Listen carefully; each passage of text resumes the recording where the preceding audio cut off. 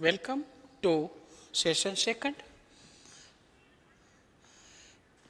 Up till we have also seen how to draw the graph of linear equation in one variable, two variable. If in equation is given, means less than equal to or greater than equal to the one, then which region, in which region our point किंवा our solution lies. Now come towards पहिली definition इकडे feasible solution. Feasible solution is a solution set,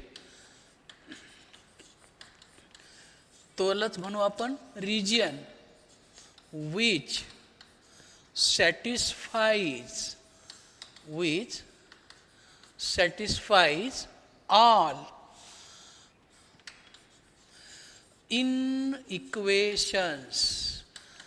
equations त्यालाच आपण म्हणू constraints, which satisfies all in equations, म्हणजेच त्याला आणखी एक नाव आहे constraints.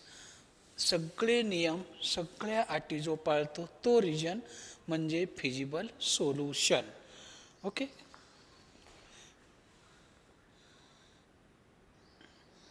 see the problem. Find feasible solution of the following in equations: x plus 4y less than equal to 24, 3x plus y less than equal to 21, x plus y less than equal to 9, x greater than equal to 0, y greater than equal to 0. आता इथे किती lines आहेत? 3 lines आहे. Okay, मग आता याला table बनवा. पहिल्यांदा पहिला कॉलम इन इक्वेशन्स, दुसरा कॉलम त्याचं रूपांतर इक्वेशन्स, त्याच्यावरनं शोधा points of intersection with x axis Y axis. खरं तर पहिल्यांदा इंटरसेक्शन शोधतो, नंतर पॉईंट शोधतो. इथं आपण एक स्टेप करू, कमी करू. साइन चिन्ह कुठल्या प्रकारचं आहे आणि रिजन कोणता आहे, एवढ्याचा एक टेबल फॉर्मॅट आपल्याला बनवावं लागेल. Take 1 by 1 line. पहिली line x plus 4y less than equal to 24 घेतली. x plus 4y less than equal to 24. हिचं रूपांतर इक्वलमध्ये करायचं. हिच्यावरनं एक्स ॲक्सिसवरचा वाय कॉर्डिनेट 0 करा. मग एक्स इक्वल टू किती होईल? 24 होईल. वाय ॲक्सिसवरचा एक्स कॉर्डिनेट 0 करा. 4y म्हणजे 0, 6. याला नाव द्या ए, याला नाव द्या बी. साईन कुठला आहे? लेस दॅन इक्वल टू, म्हणजेच कोणती बाजू? लेस दॅन इक्वल टू म्हटल्यावर स्ट्रेट लाईन असेल तर ओरिजिन साईड. संपलं तुमचं पहिलं इन इक्वेशन. सेकंड घ्या. 3x plus Y less than equal to 21, म्हणजेच 3x plus Y equal to 21. म्हणजेच पुढचा पॉईंट एक्ससाठी वाय 0 करा. 7 वायसाठी एक्स 0 करा. 21 साईन कसं आहे? तेच आहे म्हटल्यावर इथे काय येईल? Origin side. तिसरं इन इक्वेशन घ्या. X plus Y less than equal to 9, म्हणजेच X plus Y equal to 9. पुढचा पॉईंट एक्ससाठी वाय 0 करा. 9 वायसाठी एक्स 0 करा. 9. इथंही साईन काय आहे? लेस दॅन इक्वल टू आहे. Origin side. 3 इन इक्वेशन्स आहे. सिन्स आणखी एक इन इक्वेशन दिलंय, X greater than equal to 0, Y greater than equal to 0. हा याचा मिनिंग मी तुम्हाला सांगितलेला आहे. याचा अर्थ हा कोणता क्वाड्रंट आहे? पहिला क्वाड्रंट आहे. याचा अर्थ तुमचं उत्तर आहे ते कुठं आहे? लाईज इन फर्स्ट क्वाड्रंट आहे. तुमचं उत्तर कुठं आहे? पहिल्या क्वाड्रंटमध्ये आहे. असा टेबल बनवायचा आणि मग आता याच्यापासून काढायचा आहे आपल्याला ग्राफ. टेबल बघा, inequality, equality, points of intersection, simple way. एक्ससाठी y0 करा, वायसाठी x0 करा, डायरेक्ट तुम्हाला पॉईंट्स मिळतील. ओके, काढूया ग्राफ. See the solution. मग आपल्याला त्याचा ग्राफ काढायचा आहे. मग ग्राफ काढायचा आहे. ओके, तर स्केल घेतलंय, दोन्ही ॲक्सिसवर 1 सेंटीमीटर इक्वल टू 3, म्हणजे माझा सगळे पॉईंट्स त्याच्यावर बसतील. ओके, मग आता पहिला पॉईंट ए 24 0, हा पॉईंट आहे ए 24 0. एक्झामला जरी प्रॉब्लेम आला तरी असा सोडवायचा. बी 06, बी 06 यांना जोडणारी लाईन तुम्ही ड्रॉ करा. तिच्यावर तिचं इक्वेशन लिहून टाका. काय आहे ते इक्वेशन बघा. x + 4y = 24. दुसरी लाईन 7 0. आता याचे समान 2 भाग करा. हा इथं आहे 7 0. सी पॉईंट डी 0 21, डी 0 21 जोडा. या 2 पॉईंटमधून जाणारी लाईन तुम्ही ड्रॉ करा. तिचं इक्वेशन लिहून टाका. ही लाईन व्यवस्थित ड्रॉ करा, म्हणजे तुम्हाला प्रॉब्लेम येणार नाही. अशी ही लाईन. ओके, काय आहे हिचं इक्वेशन. 3x + y = 21. ह्या 2 लाईन झाल्या ड्रॉ. तिसरी लाईन 9 0 0 9, हा पॉईंट आहे ई 9 0, आणि हा आहे 0 9 एफ पॉईंट. या 2 पॉईंटमधून जाणारी लाईन, या 2 पॉईंटमधून जाणारी लाईन x + y = 9. ओके, आता रिजन बघा, सगळ्यांना लेस दॅन इक्वल टू आहे.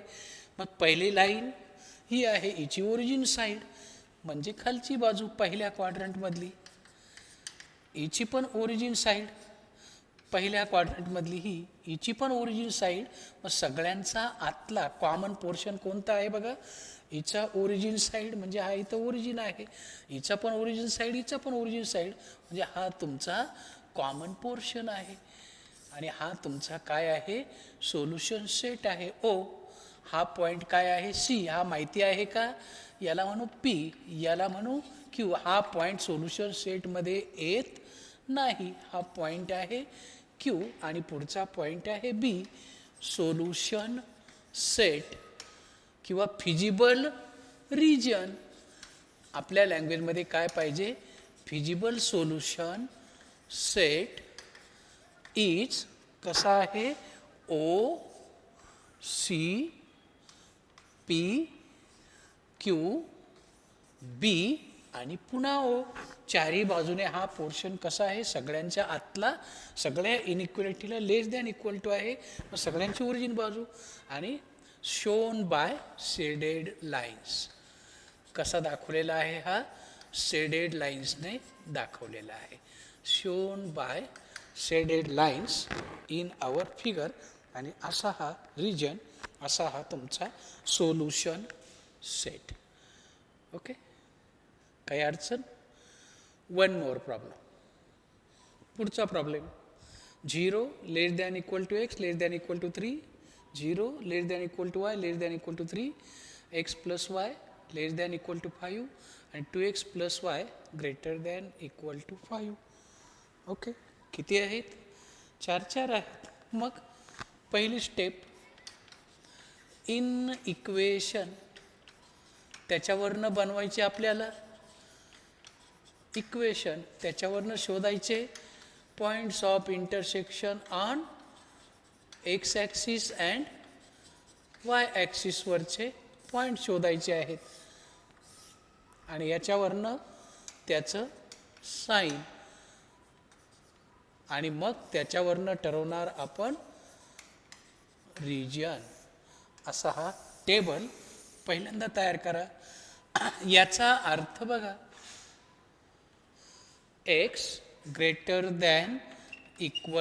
0, याचाही अर्थ बघा अर्ध्याचा. y greater than equal to 0, याचा अर्थ क्लिअर आहे. Solution lies in first quadrant. Solution lies in first quadrant. आता राहिला अर्धा part. X less than equal to 3, y less than equal to 3, x equal to 3, y equal to 3, x equal to 3. म्हणजे x ॲक्सिसवरचाच फक्त point मिळेल. कोणता?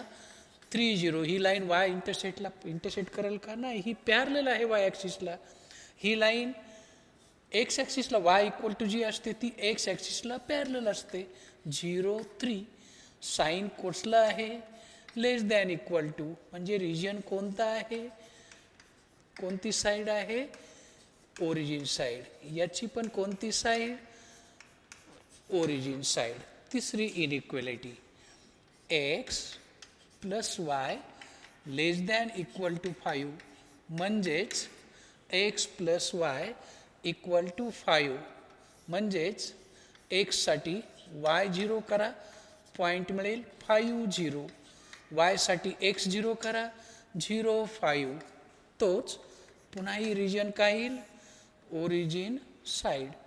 Last inequality, 2x plus y greater than equal to 5. म्हणजेच 2x plus Y equal to 5. पुढचा point A B C D झाला E. 2x इक्वल to 5 म्हणजेच x equal to 5/2 आणि हा 0 5. साईन कोणता आहे? Greater than equal to. म्हणजे कोणता रिजन? Non origin side. हा काय झाला? Non origin side. Origin side, non origin side. कळालं? ओके. आता याचा ग्राफ बघूया. बघा, आपण ग्राफ काढणार आहोत. X axis, Y axis. X ॲक्सिसवर हायेस्ट पॉईंट किती आहे बघा? 5 आहे. मग स्केल 1 2 3 4 5 6. 1 centimetre equal to 1. दोन्ही ॲक्सिसवरती घ्या. 1 2 3 4 5.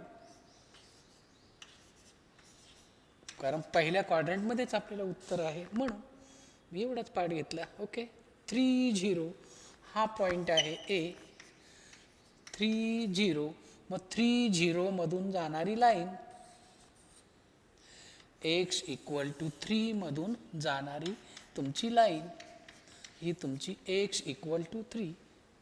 हा दुसरा पॉईंट आहे B 0 3. Okay. X equal to 3 झाली. ती आपण फिनिश करूया. Then y equal to 3. ही तुमची लाईन y ॲक्सिसमधून जाणारी, 0 3 या पॉईंटमधून जाणारी आणि पॅरलल टू एक्स ॲक्सिस आहे. तिसरी लाईन 5 0 C आणि 0 5 D. 0 5 जोडा. ही तुमची लाईन आहे जिचं इक्वेशन आहे x plus Y equal to 5. 3 line संपल्या. ओके. चौथी लाईन 5/2 म्हणजे 2.5. ही इथं आहे तुमची E. 5/2 0 आणि F 0 5 म्हणजे हाच पॉईंट आहे तुमचा F. पुन्हा त्या पॉईंटमधून जाणारी ही तुमची लाईन आहे. कोणती? 2x plus Y equal to 5. आता साईन बघूया. पहिलं होतं लेस दॅन इक्वल टू, म्हणजे कोणती बाजू? इकडची बाजू. याचीही लेस दॅन इक्वल टू म्हणजे इकडची बाजू, दोघांच्या आतला पोर्शन. तिसरी पण लेस दॅन इक्वल टू, इकडची बाजू. म्हणजे कोणता आता पोर्शन आला बघा? इच्या लेस दॅन, इच्या लेस दॅन, इच्या लेस दॅन आणि इच्या ग्रेटर दॅन म्हणजे दोघांच्या मधला कोणता पोर्शन तुमचं उत्तर येईल. Yes, anybody? कोणता येईल बघा. हिच्या ओरिजिन साईड, हिच्या पण ओरिजिन साईड, हिच्या पण ओरिजिन साईड आणि हिचा नॉन ओरिजिन साईड. हा तुमचा रिजन आहे. हा रिजन आहे. हा पहिल्या क्वाड्रंट मधला सोल्युशन सेट इज काय आहे. हा पॉइंट आहे ई ए. हा एक पॉइंट मिळाला बघा, त्याचे कोऑर्डिनेट माहीत नाही पी.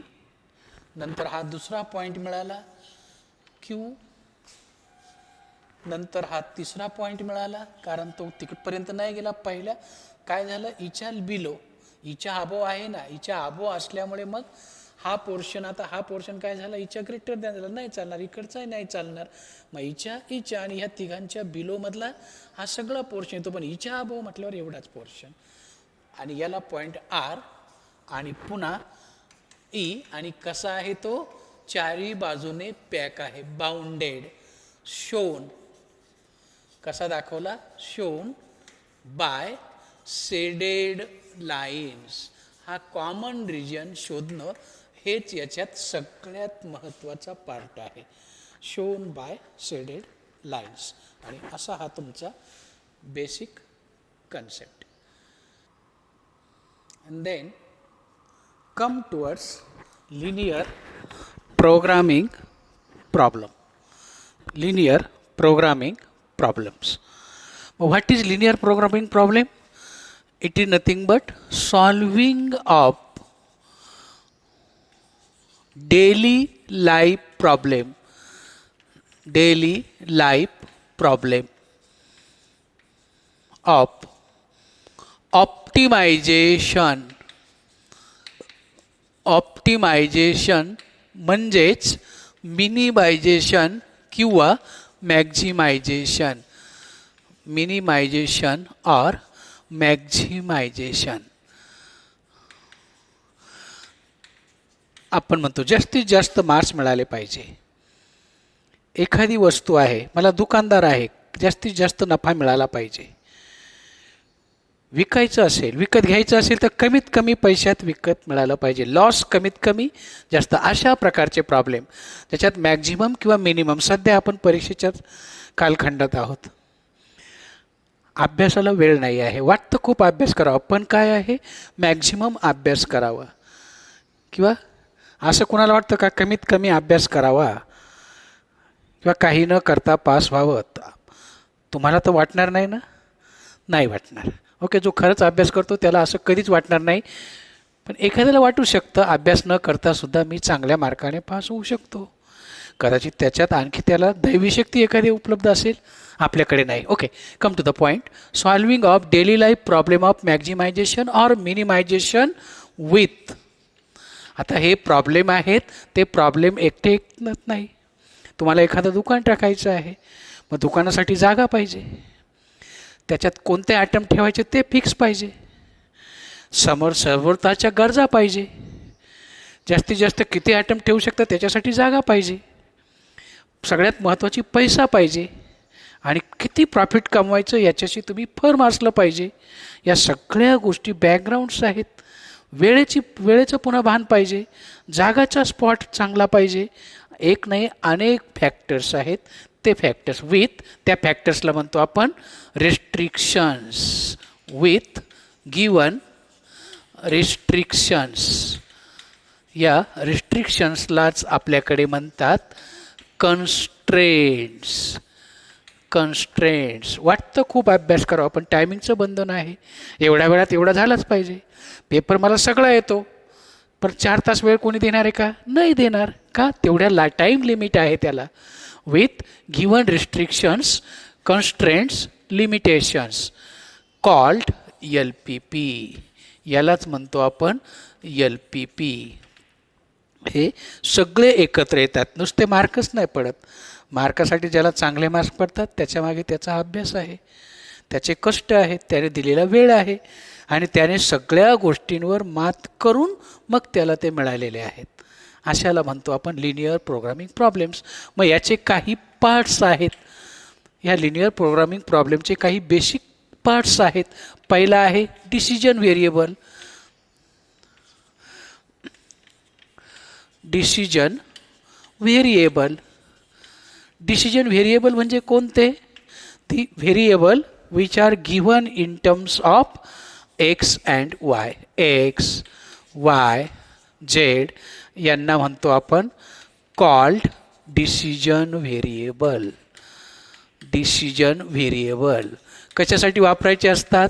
थिअरी प्रॉब्लेम असेल तर कन्स्ट्रक्शनसाठी किती घ्यायचे, how many items to be sold, how many items to be purchase, how many त्यावेळेला आपण म्हणतो suppose x items. How many articles to be prepared, x articles to be prepared. Y articles to be purchase, z articles to be sold. Means अशा वेळेला आपण how many त्यावेळेला हा part वापरतो decision variable. हा सगळ्यात पहिला कन्स्ट्रक्शनमधला पार्ट. देन त्याच्यानंतर येतं मेन ते ऑब्जेक्टिव्ह फंक्शन. Objective function. आता आपण 12वीला आहोत. आपला ऑब्जेक्ट काय आहे? एक्झाम द्यायची, JEE द्यायचं, IITची द्यायची, मेडिकलची एक्झाम द्यायची. कुणाला डॉक्टर व्हायचं आहे, कुणाला इंजिनियर व्हायचं आहे, कुणाला मेडिकलमध्ये जायचं आहे, कुणाला फार्मसी व्हायचं आहे, कुणाला CA व्हायचं आहे. So many fields are open for you according to your liability. आणि त्यासाठी आपण सगळे धडपड करत आहोत. आपला ऑब्जेक्ट काय आहे ते, आणि ते अचीव करण्यासाठी मला सध्या 12वीला जास्तीत जास्त मार्क मिळालेले पाहिजे. मॅक्झिमम किंवा कमीत कमी कष्टात मी 12वी झालो पाहिजे. जास्त त्रास न होता लगेच माझा नंबर लागला पाहिजे. Minimization objective function. आणि हे कशा प्रकारचं असतं? It is of the type maximize or minimize. Maximize or minimize z equal to AX plus BY. अशा प्रकारचं जे असतं याला म्हणतो आपण ऑब्जेक्टिव्ह फंक्शन. मॅक्झिमम किंवा मिनिमम ह्या प्रकारामध्ये जे मोडतं ते जास्तीत जास्त किंवा कमीत कमी अशा प्रकारे. ए काय आहे? ए त्याच्यावरचा प्रॉफिट किंवा लॉस आहे. ओके, त्याच्यावरनं ते पुढे कंटिन्यू होतं. देन तिसरा कन्स्ट्रेक्ट आहे. याच्यावर अफेक्ट करणारे फॅक्टर त्यांना म्हणतो आपण कन्स्ट्रेंट्स. कन्स्ट्रेंट्स. कन्स्ट्रेंट्स म्हणजेच काय? These are the restrictions. These are the restrictions किंवा याला म्हणतो आपण limitations on objective function. Limitations on objective function. तुमच्याकडे पैसे आहे, जागा आहे, पण आपल्या छोट्याशा शहरामध्ये खूप मोठं शोरूम टाकलं तर काही फायदा आहे का? त्याला ग्राहक आहे का? त्या किमतीच्या गाड्या किंवा जी वस्तू तुम्ही ठेवणार ती घ्यायला लोक आहेत का? हे बंधनं आहेत तुमच्यावरची. ते सगळे हे आणि which are given in terms of in equations. Which are given in terms of in equations. काही इक्वेशनमध्ये पण आहे, पण तुम्हाला जे दिले ते सगळे इन इक्वेशन्समध्ये दिलेले आहेत. इन इक्वॅलिटीच्या लँग्वेजमध्ये दिलेले असतात. आणि मग शेवटचा पार्ट आहे याचा non negative constraints. Non negative constraints म्हणजे काय? नॉन निगेटिव्ह कन्स्ट्रेंट्स कशाला म्हणायचं? तर नॉन निगेटिव्ह कन्स्ट्रेंटमध्ये काय आहे माहिती आहे? एक्स पॉझिटिव्ह आहे, वाय हे एखादी गोष्ट परवडली नाही. तुम्ही एखादी नोटबुक किंवा पुस्तका दुकानामध्ये घ्यायला गेला आणि तुम्हाला माहिती याची किंमत 10 रुपये, दुकानदाराने तुम्हाला 15 रुपये, परवडली नाही तर घेणार नाही. पण तोट्यात व्यवहार करायचा नाही. जनरल नॉलेज आहे ते सांगतं तुम्हाला. अशा कन्स्ट्रेंटला म्हणतो आपण नॉन निगेटिव्ह कन्स्ट्रेंट. जे डिसिजन व्हेरिएबल आहे ते निगेटिव्ह नसतात, म्हणून याला म्हणतो non negative constraint. And these are the major parts of LPP. आणि मग LPP कसा असतो? तर LPP जी लिहिण्याची मेथड आहे तो LPP. या सगळ्यांचा language LPP can be written as. LPP असा लिहिला जातो, मॅक्झिमाइज किंवा मिनिमाइज.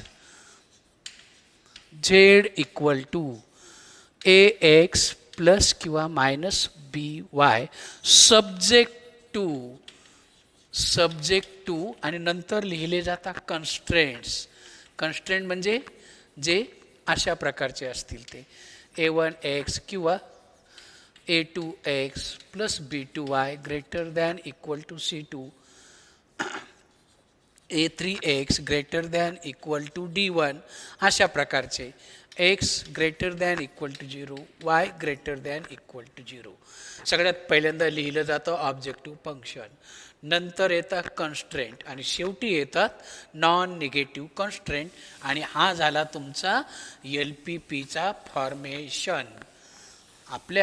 तुम्हाला यावर्षी फॉर्मेशन नाही आहे, फक्त LPPचं काय आहे, सोल्युशन आहे.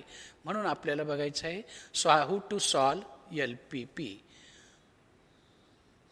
Solving of LPP. माझ्या LPPमध्ये काही बेसिक स्टेप्स आहे ज्या आत्तापर्यंत आपण केल्या. पहिली step, convert in equation into equations. पहिल्या स्टेपमध्ये बरोबर आहे, टेबल बनवतो आपण. नंतर find points of intersection with X and Y axis. Xसाठी Y0 करतो, Yसाठी X0 करतो, पॉईंट शोधतो. नंतर विथ सुटेबल स्केल, आपण वेगवेगळ्या वेळेला चेंज केला. With suitable scale draw the lines. Okay, and find feasible region किंवा सोल्युशन. फिजिबल रिजन शोधतो. इथपर्यंत आपण ऑलरेडी आलेलो आहोत. नंतर feasible region and shade it, तो आपण सेड करतो.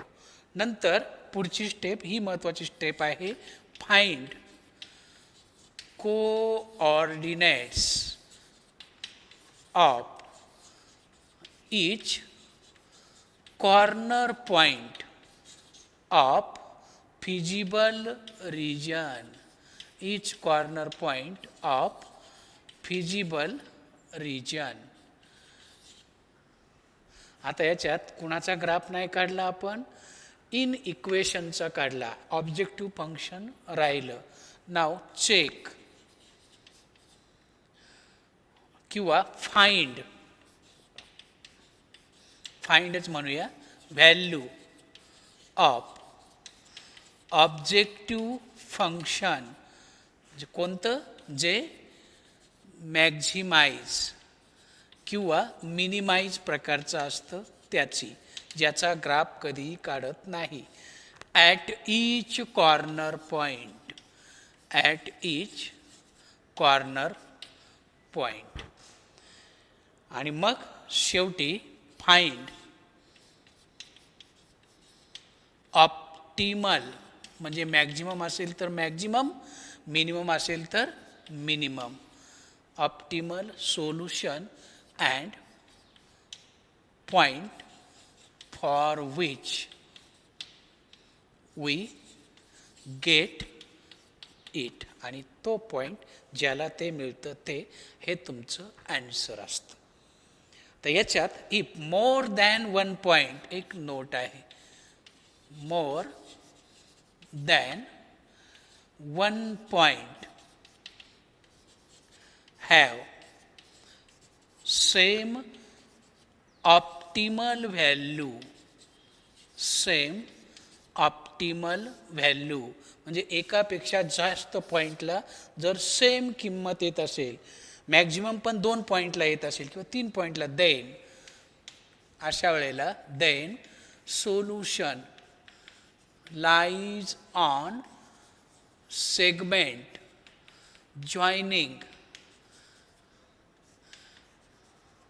These points. याचाच अर्थ त्याच्यावरती अनेक पॉईंट असतात. Infinite many solutions, infinite many solutions. आणखी एक कन्सेप्ट आहे पण तो प्रॉब्लेममध्ये क्लिअर होईल की जर मॅक्झिमायझेशनचा प्रॉब्लेम असेल तर रिजन बाउंडेड असावा. मॅक्झिमायझेशनच्या प्रॉब्लेमसाठी region must be bounded. Okay, याच्यावरचे प्रॉब्लेम्स आपण पुढच्या सेशनमध्ये बघूया. Up till bye bye. Thank you.